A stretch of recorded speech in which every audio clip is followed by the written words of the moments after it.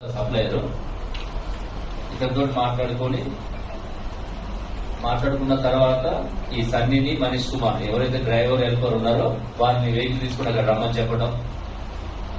Vehicle తీసుకుని పోయిన తర్వాత అక్కడ సుభాష్ విశ్వాస్ ఆ వెహికల్ అని చెప్తే అతను ఆ ఫారెస్ట్ లో పోయి అతనికి ఉన్నటువంటి అక్కడ సంబంధాలతోటి అతను లోడ్ చేసుకుని రావడం జరిగింది. అయితే వీళ్ళు ఏం చేసినట్టు గతంలో కూడా మనం 6 months బ్యాక్ ఇక్కడనే మనం చేయడం జరిగింది. అప్పుడు ఎస్ఓటి వాళ్ళు శామర్పేట పోలీసు పట్టుకోవడం జరిగింది.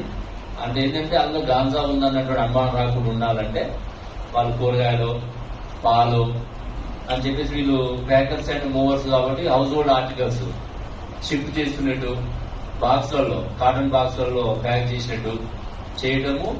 పోలీస్ చెకింగ్ ఉన్నప్పుడు ఆ డోర్ ఎడ్జ్లలో ఆ మెటీరియల్ పెట్టడము, మిడిల్ లో ఈ యొక్క గాంజా ప్యాకెట్స్ పెట్టడం. అవి కూడా కాటన్ బాక్స్ లో ప్యాక్ చేసి ఉంటాయి. అట్లా ఇక్కడ